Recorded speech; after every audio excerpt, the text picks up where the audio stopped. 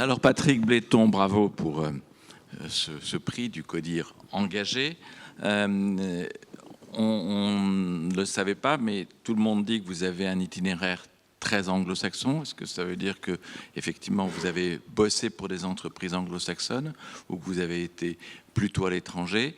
Et est-ce que ça a influé sur la manière dont vous dirigez?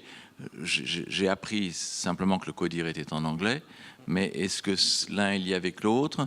Est-ce que c'est pour ça aussi que vous avez installé des antennes, par exemple, pour l'international? Elle n'est pas effectivement à Paris ou en France, elle est à Dubaï. Enfin, est-ce que c'est votre culture, votre parcours qui vous a fait prendre ce genre de décision?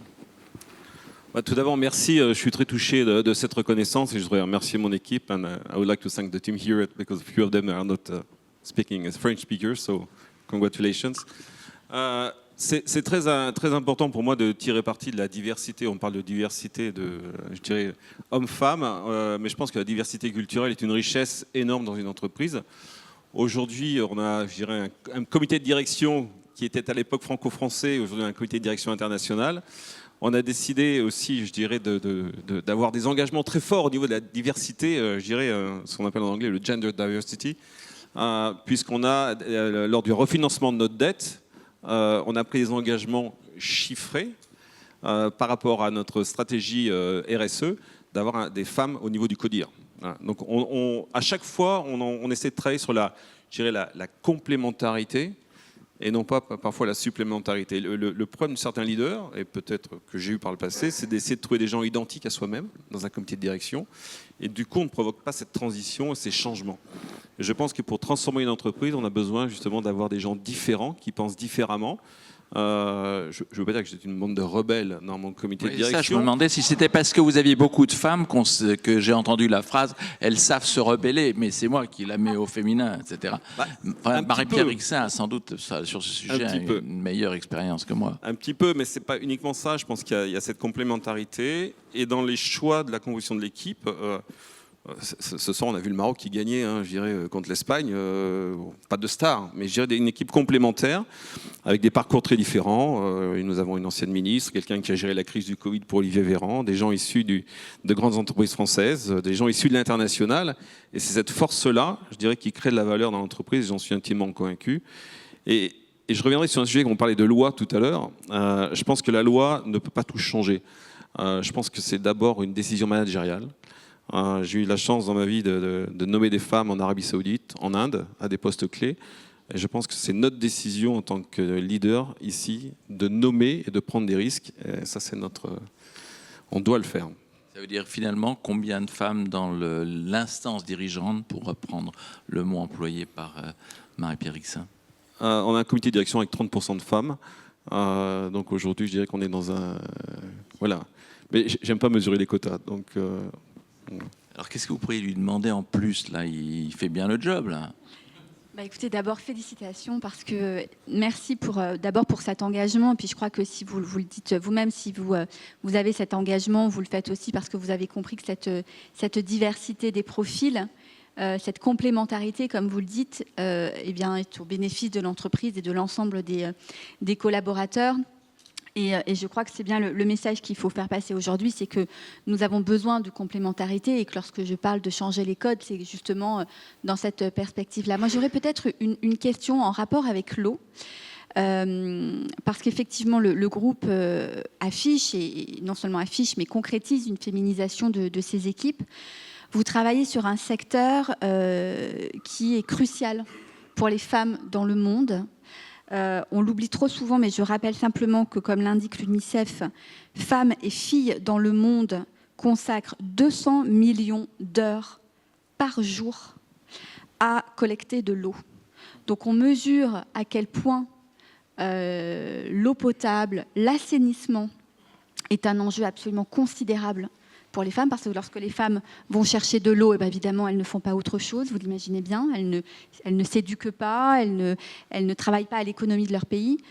Et donc, peut-être, pourriez-vous nous dire comment vous pourriez, alors même que c'est une problématique qui est aussi cruciale pour les femmes dans le monde, convaincre les jeunes filles de notre pays de venir travailler dans un secteur qui, comme on le dit aujourd'hui, est à dominante masculine. C'est pas une très belle expression, mais elle est ainsi.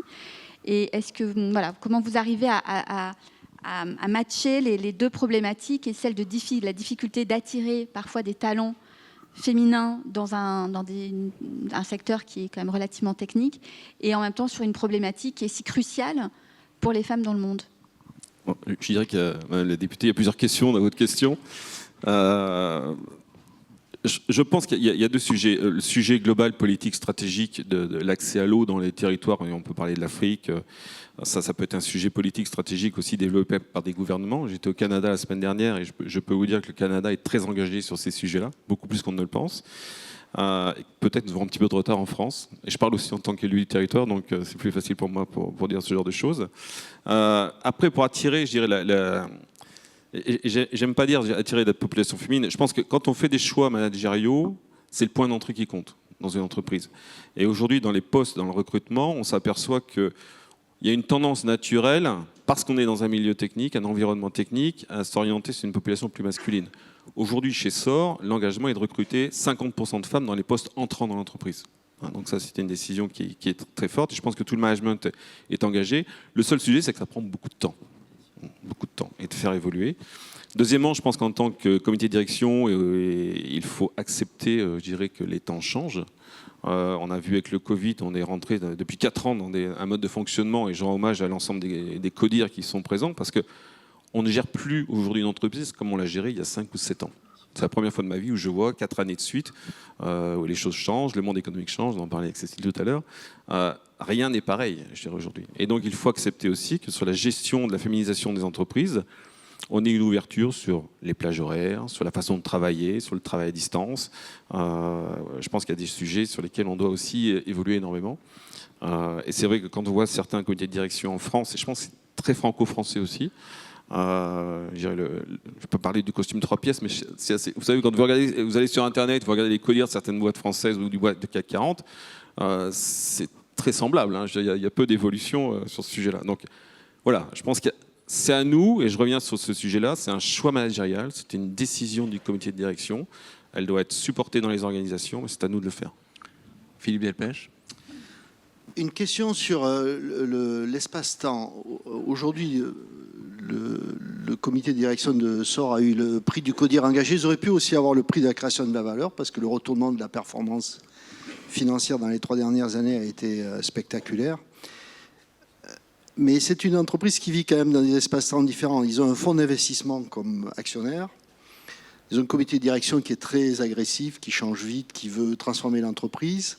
Ils servent des municipalités, des collectivités locales qui ont tous des espaces-temps différents. Quelle est la difficulté pour harmoniser tout ça, motiver, s'assurer que ça marche? Je pense qu'il y a, Philippe, il y a différents sujets. Il y a eu un sujet prise de conscience. Je pense que l'été 2022 était une étape importante dans nos métiers où il y a une prise de conscience globale de la rareté de la ressource. On a pris comme axe stratégique en début 2020, sous le nom de Mission Water, c'était s'engager sur la protection de la ressource. Donc c'était quelque chose qui était... tout le monde voulait avoir un impact. Je dirais quel était notre impact sur la société. Donc ça, c'était quelque chose d'important pour nous. Aujourd'hui, nos collectivités... je dirais, la façon de gérer les collectivités n'a pas progressé depuis 30 ans, très peu. Et je me permets de le dire, je suis élu donc, du territoire, donc c'est assez facile pour moi pour dire ce genre de choses. Mais on voit arriver une nouvelle génération de leaders qui vont plus vite, qui décident, qui veulent investir et qui considèrent qu'un secteur comme l'eau aujourd'hui est un secteur prioritaire et sur lequel on doit travailler. Deuxièmement, je pense que la difficulté de notre activité, c'est qu'il y a plusieurs couches, je dirais, normatives entre la communauté européenne, la France. La France en rajoute toujours un petit peu par rapport à l'Europe, ce qui fait que, on en parlait encore récemment, quand on nettoie une chaîne de production chez Bell en Hollande, je peux réutiliser de l'eau. Si je le fais en France, je vais prendre de l'eau potable. Juste pour vous donner un petit peu les enjeux stratégiques aussi au niveau européen. Ce qui fait que notre timing est un petit peu long, mais ça n'empêche pas la transformation d'une entreprise. Alors, je reviens sur ce que j'évoquais au début sur votre parcours très anglo-saxon. Est-ce que c'est pour ça que vous n'aimez pas du tout le mot dialogue social. Vous dites que ça ne mène à rien, que vous lui préférez le partenariat social. Qu'est-ce qu'il y a dans cette subtile différence? C'est un peu vivre ou mourir. Je veux dire, quand on parle de dialogue social en France, j'ai vécu 20 ans, j'ai travaillé en Russie, j'ai travaillé aux États-Unis, en Asie, j'ai géré un certain nombre de pays dans ma carrière. Tout démarre avec les hommes. Et le problème de nos syndicats français, c'est qu'ils défendent une idéologie, au-delà de défendre, je dirais, parfois le bien-être de leurs propres collègues, entre guillemets. Chez SOR, on a pris la décision avec Xavier Savigny, donc qui n'a pas pu être là ce soir, notre DRH, de s'engager sur un pacte social. C'est-à-dire qu'en 2020, lorsqu'on a lancé la transformation d'entreprise, je ne voulais pas avoir une armée de syndicalistes en face de moi qui puisse bloquer cette transformation. On leur a expliqué le projet, mais on leur a demandé de participer au projet. C'est-à-dire de s'engager sur certains sujets sur lesquels c'est eux qui nous ont remonté l'information et c'est eux qui ont participé dans des groupes de travail pour transformer l'entreprise. Donc c'était important de les intégrer. Et je crois que nous avons plutôt réussi, parce qu'en 3 ans, on a pu faire tout ce que nous souhaitions au niveau de la transformation du groupe. Un groupe qui est passé, je dirais, de 95%, une société française, à 40% des chiffres d'affaires en France, à l'étranger en fin d'année. Et pour terminer, quand on pense à tous les engagements que vous avez pris concernant la mixité si important pour nous tous et pour votre voisine, est-ce que vous n'avez pas pris secrètement l'engagement que celui qui vous succédera sera en fait une femme, comme d'ailleurs dans votre secteur, votre principal concurrent Veolia a maintenant une directrice générale femme, une des 3 boîtes du CAC 40 à avoir fait ce pas immense? Je ne pense pas que ce soit un pas immense. Je vais vous dire pourquoi. C'est quand on nomme une femme et que l'on met au-dessus je dirais un chairman exécutif qui est un homme, on ne change pas grand-chose. Un chairman non exécutif. Non exécutif, mais il y a toujours quelqu'un au-dessus. On peut prendre Engie, on peut prendre Veolia. La vérité, ce sera le jour où ce sera l'inverse. Une chairwoman. Une chairwoman. Voilà. Bon, je pense que là, on aura gagné quelque chose. C'est vrai, on n'a pas encore le modèle. C'est une bonne idée et ce n'est pas dans votre loi. Bravo en tout cas pour ce CODIR engagé.